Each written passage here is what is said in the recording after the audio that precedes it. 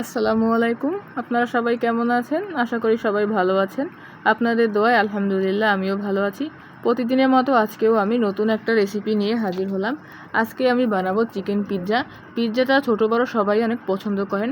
Oven ছাড়া রেস্টুরেন্টের মতো চুলায় কিভাবে একটা পারফেক্ট পিৎজা বানানো যায় তার পুরো A to Z রেসিপিটি আপনাদের সাথে শেয়ার করব। তাহলে চলুন শুরু করি। আমি পিৎজার ডো তৈরি করে নিব। এজন্য আমি নিয়ে নিচ্ছি 1 কাপ ময়দা, দিয়ে দিচ্ছি স্বাদমতো লবণ, 1 চামচ চিনি, 1 চামচ গুঁড়ো দুধ আর দিয়ে দিব 1 চামচ ইনস্ট্যান্ট ইস্ট। এখন আমি শুকনো উপকরণগুলো হাত দিয়ে ভালো করে মেখে নিব।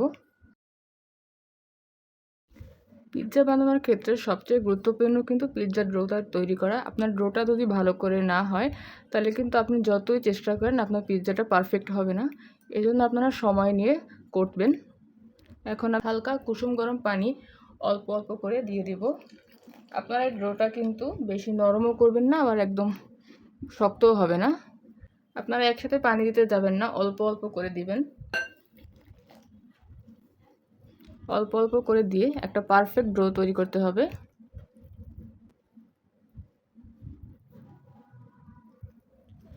দেখুন আমি ডোটা খুব ভালো করে মেখে নিয়েছি। এখন আমি এটার মধ্যে দিয়ে দিব সামান্য একটু রান্নার সাদা তেল, 1 চামচ মতো। এখন আমি এটা খুব ভালো করে আবার 2 মিনিটের মতো মেখে নিব।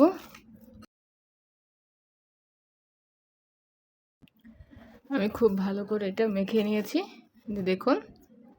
এখন আমি রেস্টে এটা রেখে দিব 1 ঘন্টা। এটা 1 ঘন্টা রেস্টে থাক, ততক্ষণে আমি মাংসের কিমাটা তৈরি করে নিই। আমি পিৎজার জন্য মুরগির একটা বুকের ব্রেস্ট পিস নিয়ে নিয়েছি। এখন আমি এক এক করে সব মশলাগুলো দিয়ে দিব। প্রথমে দিয়ে দিব আদা ও রসুন বাটা 1 চামচ, মরিচের গুঁড়া 1 চামচ, হলুদের গুঁড়া 1/2 চামচ, জিরার গুঁড়া 1/2 চামচ, ধনিয়া গুঁড়া 1/2 চামচ, গোলমরিচের গুঁড়া 1/2 চামচ, দিয়ে দিব একটা দারচিনি, 1/2 চামচ টমেটোর সস,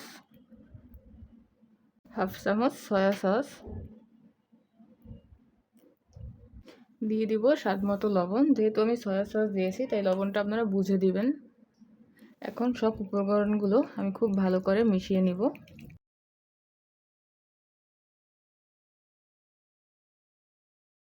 আমি সবগুলো ভালো করে মিশিয়ে নিয়েছি। এখন কিছুক্ষণ রেস্টে রেখে দিব। এখন আমি চিকেনটা ফ্রাই করে নেব। এজন্য আমি দিয়ে দিচ্ছি সামান্য একটু তেল। তেলটা গরম হয়ে আসলে আমি চিকেনটা দিয়ে দিব। তেলটা গরম হয়ে আসছে, এখন আমি চিকেনগুলো দিয়ে দিব। আমি এটার মধ্যে কোনো এক্সট্রা কোনো পানি ইউজ করব না, কারণ একটু পরে এটা থেকে পানি বের হয়ে আসবে।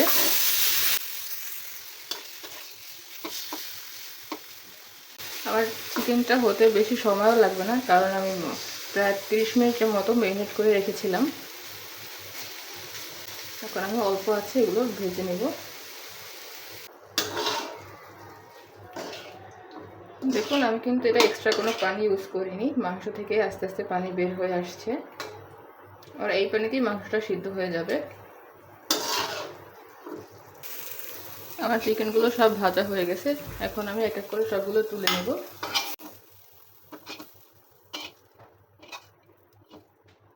এক ঘন্টা পর দেখুন এটা কেমন, আমার এটা ফুলে ডাবল হয়ে গেছে। এখন আমি আরও 2-3 মিনিট খুব ভালো করে মেখে নিব।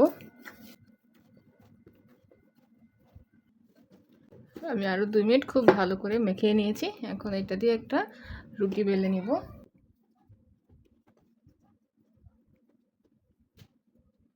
এখন আমি বেশি পাতলাও না আবার অনেক মোটাও না, একটা রুটি বেলে নিব।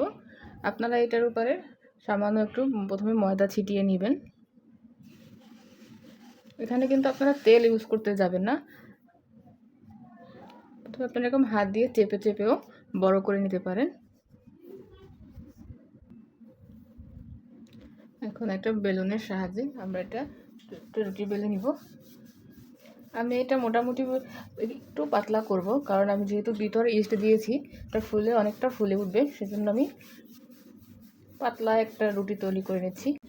দেখুন আমি খুব বেশি পাতলাও না আর মোটাও না, একটা রুটি বেলে নিয়েছি। আপনাদের একটু এক সাইড উঠে দেখিয়ে দিচ্ছি। দেখুন আমি একটা প্লেট নিয়ে নিয়েছি, এটা সামান্য একটু তেল ব্রাশ করে দিব। আমি তেল দিয়ে এখন ব্রাশ করে দিচ্ছি, একদম চারপাশটা ব্রাশ করে দিবেন। এখন আমি রুটিটাকে এটার উপরে বসিয়ে দিচ্ছি।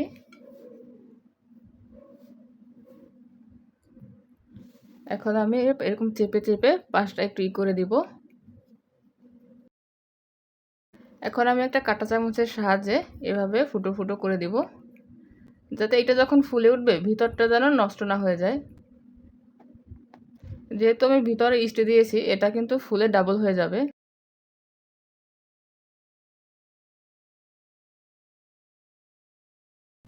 আমি এখন এটার উপরে সস দিয়ে দিব। আমি এই পিৎজা সসটা বাসায় তৈরি করে নিয়েছি। এখন আমি ভালো করে সসটা মাখিয়ে নিব। আমি সসটা ভালো করে লাগিয়ে নিয়েছি। এখন আমি উপর থেকে চিজটা দিয়ে দিব।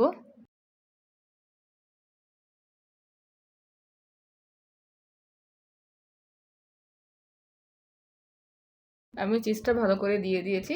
এখন দিয়ে দিব পেঁয়াজ। আমি পেঁয়াজের টুকরোগুলো একটু বড় বড় করেই কেটে নিয়েছি।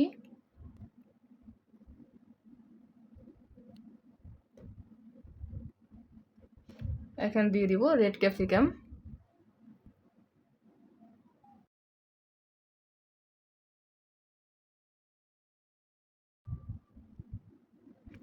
এখন দিয়ে দিব গ্রিন ক্যাপসিকাম।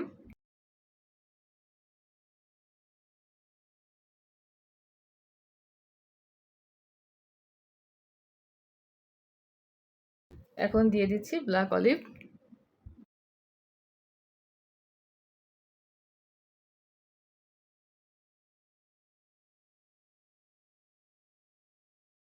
এখন আমি যে চিকেনটা ভেজে রেখেছিলাম সেগুলো উপর থেকে দিয়ে দিব।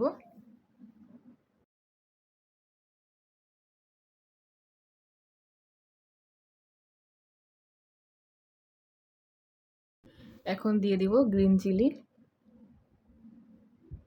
আর দিয়ে দেব চিলি ফ্লেক্স। আমার পিৎজাটা একদম রেডি। বালিটাকে একদম হাই হিটে 5 মিনিটের মতো গরম করে নিয়েছি। এখন আমি এরকম একটা স্ট্যান্ড এখানে বসিয়ে দিব। স্ট্যান্ডের উপরে আমি আমার পিৎজার প্লেটটা দিয়ে দিব। এখন আমি একটা ঢাকনা দিয়ে ঢেকে দিব, যাতে ভিতরে যে বাষ্পটা সেটা বের হয়ে না যায়। ভালো করে ঢেকে দিলাম। এখন আমি ওয়েট করব প্রায় 20 থেকে 25 মিনিট। 20 থেকে 25 মিনিট পর ফিরে এসে দেখাচ্ছি আমার পিৎজাটা কেমন হয়েছে। দেখুন আমার পিৎজাটা তৈরি হয়ে গেছে এবং পাশ থেকে কালারটাও কতটা সুন্দর আসছে। আমার পিৎজাটা হইতে প্রায় 30 মিনিটের মতো সময় লাগছে। চলুন তাহলে আপনাদেরকে এখন কেটে দেখাচ্ছি।